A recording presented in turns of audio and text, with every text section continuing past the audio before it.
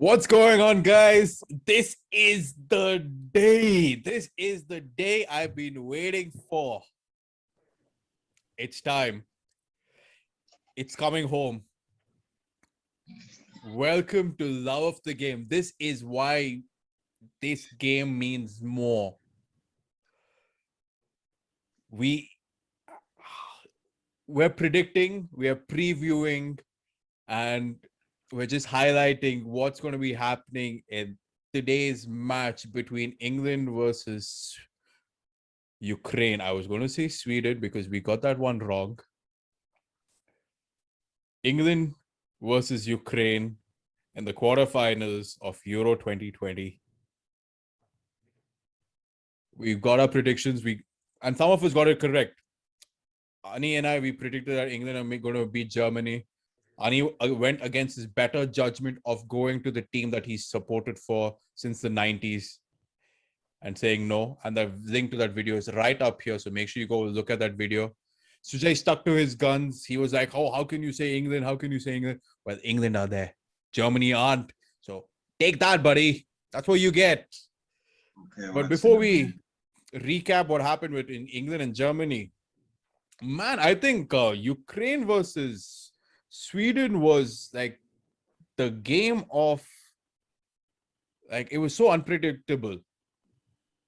Like, that was a game where there were 3 shots in the second half that hit the post. Yeah. There was one from Ukraine. There were 2 from Sweden. One was a cracking shot from Emil Forsberg that rattled the crossbar. There was one more which just, struck the outside of the post. That was a game of fine margins. Ukraine, all heart. And you know what? Andriy Shevchenko was captain of the team when Ukraine first made it to the World Cup quarterfinals, first time in their history. And now he's the manager of the team. And for the first time in their history, they are in the Euro quarterfinals. What a guy. I'm sure if he stands for presidency tomorrow, he's going to win. Yes. No, but that's the thing, right, Adi? Like, all of us said Shevchenko has been a great player, and great players don't get to be a great manager. And guys, make sure you watch this video because we went into depth saying, yes, he's been great, but this is the end. This is the end. Like, Sweden have a better overall team, but these guys pulled it off. So, Jay, were you as surprised as both of us were? Yes, I was actually. I mean, especially that Zinchenko's goal. It was, I think, that goal, the moment that goal was scored, I think that was the moment I started feeling, okay, where is this game headed? And like Annie mentioned, when Forsberg's Thunderbolt hit the post, I was like, okay, today is not the day for Swedish people. So no, I did not watch the extra time. I will be honest with you. I don't know how the match ended. When the next day when I saw the result, it was in 121st minute. Is it? Yeah. The dying minutes of the game. Yeah. I mean, when teams extra are preparing time was for added on time in extra time. Yeah, extra. Yeah, I mean, like, yeah. I was like, oh, I missed a cracker of a game, man. I mean, I should have stayed and watched the complete game. That is a moment generally when everyone is holding on to, who is taking the penalty kicks and they are mentally getting ready. I think this is where the tag of being a slight favorite that Sweden were supposed to be, it got onto them. And but credit to Ukraine, yeah. Credit to Ukraine. And like Hani said, Shevchenko will definitely become the president of Ukraine right now. I know, man. You have to give credit where credit's due. But I think the turning point of that game was when this guy, Danielson, got his red card. But listen, we've made the video, the crazy 24 hours in sports, and we've got the highlight of the goal. It's right up here. Make sure you look at it. Dying seconds of the match, 120th minute. This is at the end of extra time. It's going to head to the penalty shootout. Zinchenko crosses it. Dovik is there. He heads it in. And it is pandemonium, and it is shocking and surprising. Well, if you want shocking and surprising, it was England versus Germany. No one I am going to let. Paul, thank I you am for going to. I'm going to. talking honestly right now. One It second, was just shocking. wait up, Thank you. Sujay. What do you want to say, Ani? I'm going to say, Paul. Don't say a word. I'm not going to go first this time. The stage is yours, Sujay, about your absolute love for England and the Premier League, your admiration for the tactical brilliance that exists in the Premier League. We want to hear about it, Sujay.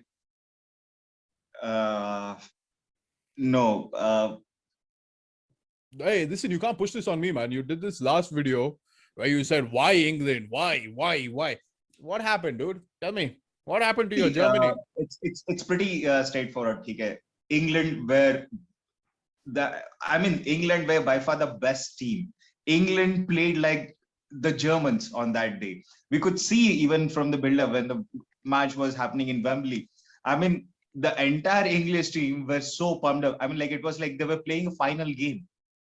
They were that prepared. There were no nerves for them. They were actually very well drilled. I mean, the way wherein they started the game and the way we're in their midfield, that was a surprising factor for me. I actually thought the midfield of Germany and also the formation of having three at the back and five in the middle with Gosens and Kimmich as practically wing backs, it will help Germany. The factor that even Timo Werner started because of the familiarity of playing with in the Premier League with a lot of Chelsea teammates against him, Timo Werner hadn't had a good season. Okay, but still, then the impact this guy has is he runs, he takes defenders away. But this English team knew exactly how to play him. They knew exactly how to control this game in the middle of the park. And the surprise element has been Grealish. We have to give credit to. I have the utmost respect for Gareth Southgate right now. He got the tactics spot on to every minute of the game, every stage of the game. He got his tactics spot on, and but still, it hurts me so much when I actually saw Thomas Muller miss that one-on-one with Pickford. I mean, Bro. I okay, today is not mad. I mean, I knew that. Okay, I was having flashbacks of so many other games that I had played in as a kid or in high school, and especially feeling when you are in a totally, I mean, like in an away ground in the school competitions and all, when the entire school is against you. I mean, like it's a lunch break and it's an evening game or something like that. I just had that feeling, and I was like, no. This England team so is it's a different animal today. I mean, they are like the proverbial three lions or whatever they keep boasting themselves. Yeah, they were very, very good. And that Harry Kane's goal, seriously, I mean, this is what a genius he is. I mean, like this is why he's one of the best strikers around. He had a very he was not in a very good goal scoring form, but the way wherein he adjusted his body for that header, come on, man, come on. I mean, it was not an easy cross.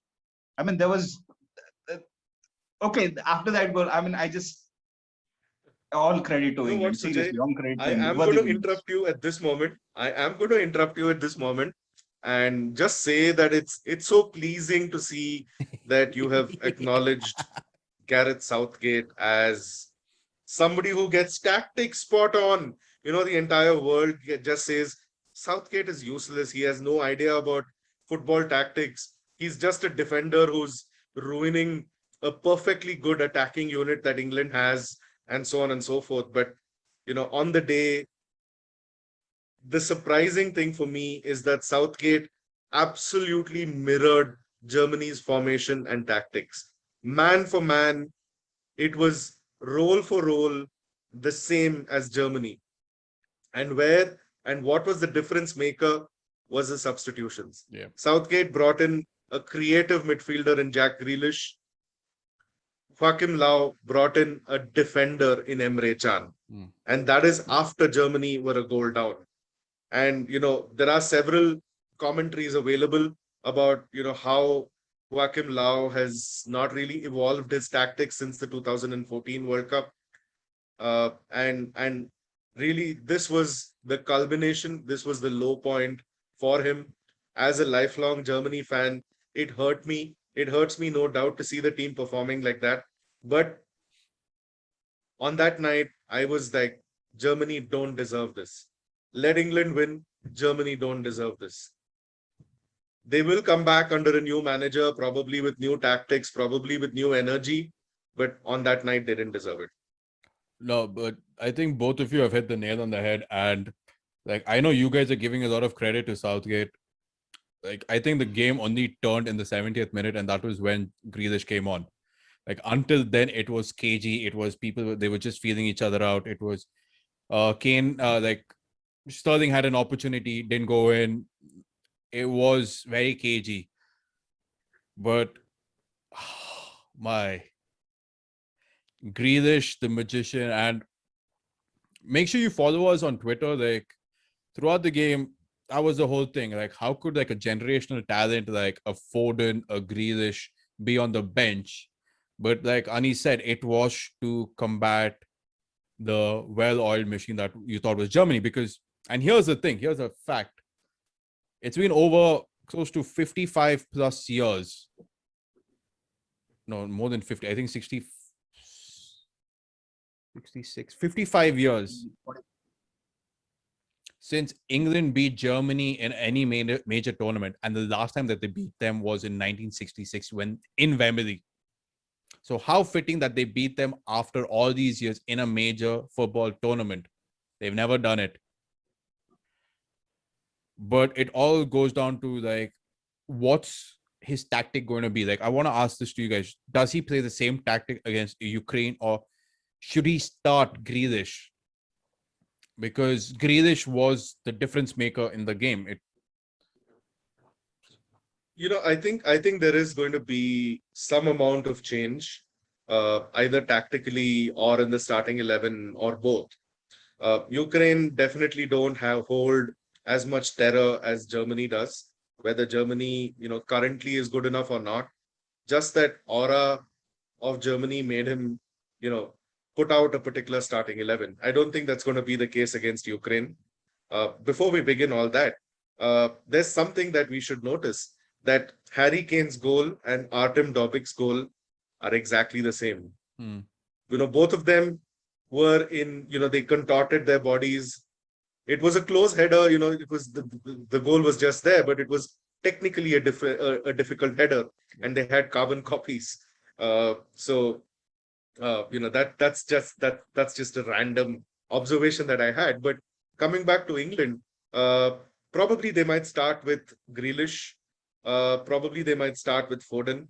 But the happy thing for England is that Harry Kane finally scored. Yeah. And if for those of us who have been watching Premier League for a while, typically August and September are slow months for Kane. And then once he starts scoring those goals, he just has a race to the golden boot. That's been Harry Kane season after season. And you look at it in the compressed format of an international tournament, he has had a slow start, but now that he scored, the train is going to roll. So probably he's going to score a few more goals. Ukraine have lived their dream. They've got way beyond what they thought they would. Of course, they're going to throw everything into the game. Shevchenko is not a mug. He's got his tactics brilliantly on this time. You look at the number of crossfield passes that Ukraine made against Sweden. In fact, there was an absolutely brilliant crossfield pass from the left all the way to the right, leading up to the goal scored by Alexander Zinchenko. This is a tactic that Shevchenko has been using. But having said that, Ukraine have scored 6 goals, conceded 6 goals. England have scored 4 goals and have conceded 0. Yeah. Ukraine have good players. They have Yarmolenko, their captain. They have Dobik, who scored that goal. They have Yaremchuk, who scored some good goals. They have Zinchenko, the influential player from Manchester City. They have Ruslan Malinovsky from that fabulous Atlanta side. I don't need to go through names of the England team. Everybody knows everybody in England. You pick out the top 5 11s for England, and we would have heard of all of them. But the question is, what's going to be the composition? If Southgate is going to let loose some of those strings and go on an attack, we could see an absolute hammering for Ukraine. But I think like Southgate needs to make a statement, because in all the 4 games so far, it hasn't been a statement win. It's been a tactical win, and he's kept his firepower behind. Like, I know even Sako, like when he played, he was brilliant. Like, but he didn't have that energy to carry on. Mason Mount wasn't playing. So it's going to be interesting who starts, who doesn't start. I still think not sure how Trippier is going to be in the match, because he pulled a muscle at the end of the Germany game. So it's going to be like defensively, what's going to happen? Will he still play a back three, and will he pack the midfield? What's going to happen? It's going to be interesting with Southgate. Like I did say for a long time during the match, it was felt very negative. Substitutes happened, it changed, and Grealish, I think everyone, wherever he lands in the summer transfer market, he's just going to lift that team up, and City look poised to sign him, as they're looking at everyone possible. But the interesting thing is, Sujay, Sterling, your best friend,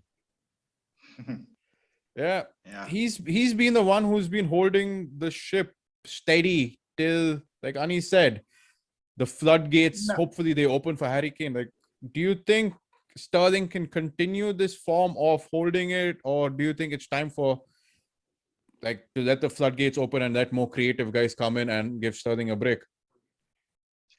I think it will be I think what Southgate is going to do is why medal when it's not broken. His tactics, his entire team, everything have been going on exactly like how he has planned. This is how you win a tournament.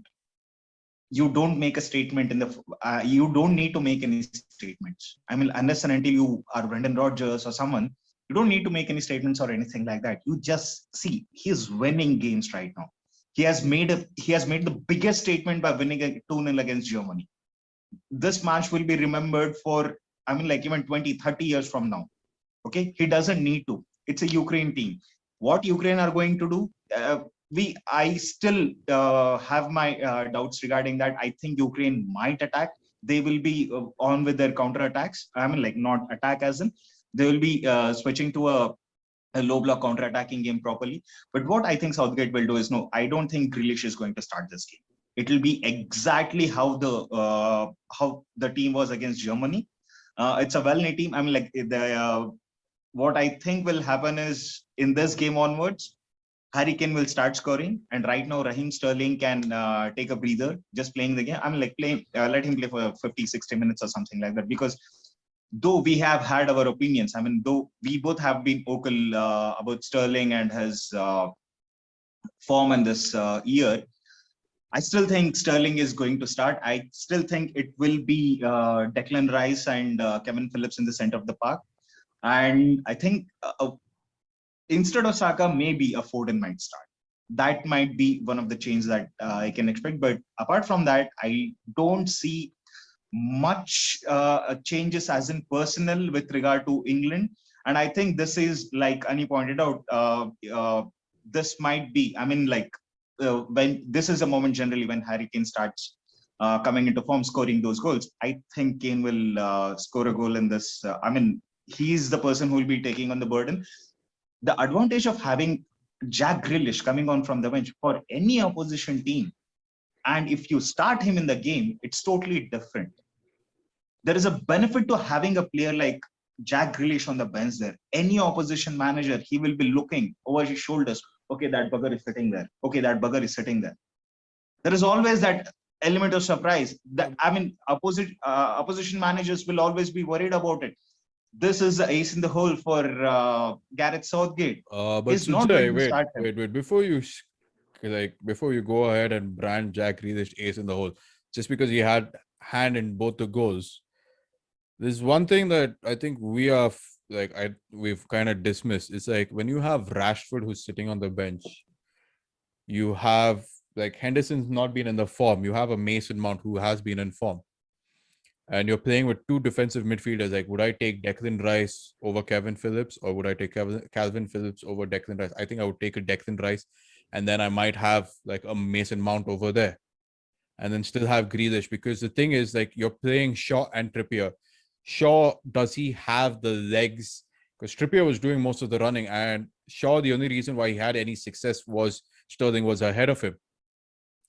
So you have to see, like, with the dynamics, if England want to win, like, the thing is, more than just focusing on the next game, like, I know it's too far ahead and I'm saying it's coming home, but for England to go ahead, and I'm putting this out for both of you, the team and the lineup that they have, can they continue, or do they need to bring in some guys off the bench and have them starting and have the impact guys? Like, you can have like a Foden coming in as an impact sub, but Foden's proved in a midfield packed with talent at City that he can hold his own. You've seen Grealish with an Aston Villa team dominating other clubs, especially Manchester United, with his performances.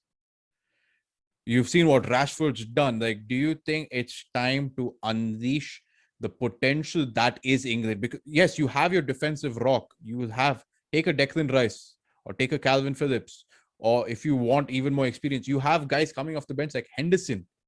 What more do you need? In the last 10 minutes, you have Henderson coming to calm the ship. But you know what, Paul? Yeah. This is a tournament. England have potentially 3 games left to play. Yes, exactly. It's not a season of 35, 40 games where you need to spread the workload around. Yeah. There is a formula, like Sujay said, if it's not broken, why fix it? There is a formula that's working for him. There might be all the talent in the world.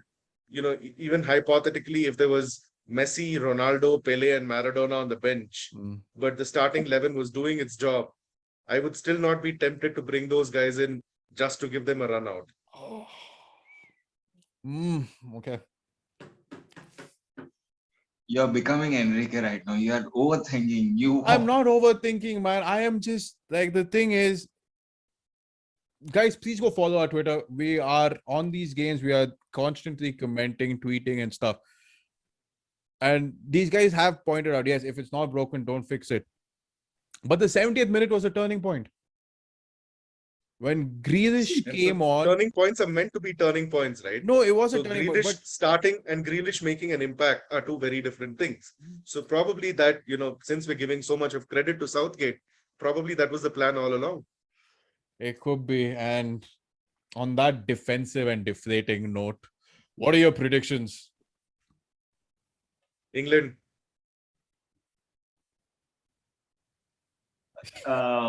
One. Okay, I don't want to say. Okay, yeah, and it's going to be. I think England are at least going to the final. Let's see. Listen. Being a lifelong England fan, do not jump the gun. Let's take it one game at a time. You are an England fan. I am not. No. I'm just saying. Even on this channel, I can just call what I'm seeing right now. I think England are going to win this game. The trick in this game is to avoid injuries like what Trippier had.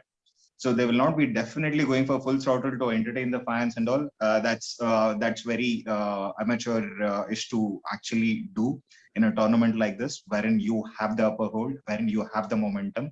Yep. The thing right now in this game is game management. You don't have to go for another final 6-0 or something like that. You don't even have to go for 3-0 also. The thing is 2-0 done.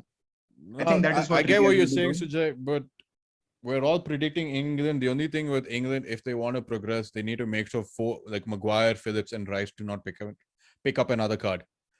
Because if they pick up a yellow, they are done. They're not there in the semis. And that's one of the reasons why I've been saying someone needs to, at least with Declan Rice or Calvin Phillips, someone needs to be there separate or different, because both of them play the exact same thing. And yeah, there you have it, guys. We've made our prediction. Let's stand by it. We have converted a non-believer into thinking England's going into the finals. Wow. Yeah, it's unbelievable. It's getting dark out here with Ani's background. We've got this whole thing. Thanks so much for watching. Make sure you hit the subscribe button, leave a like, leave a comment. We're on Twitter. The link is in the description. We have our Gmail thing. So write into us. We've got a lot more in store. We'll see you guys soon. From all of us here at Loves the Game, take care. And England's going to win this.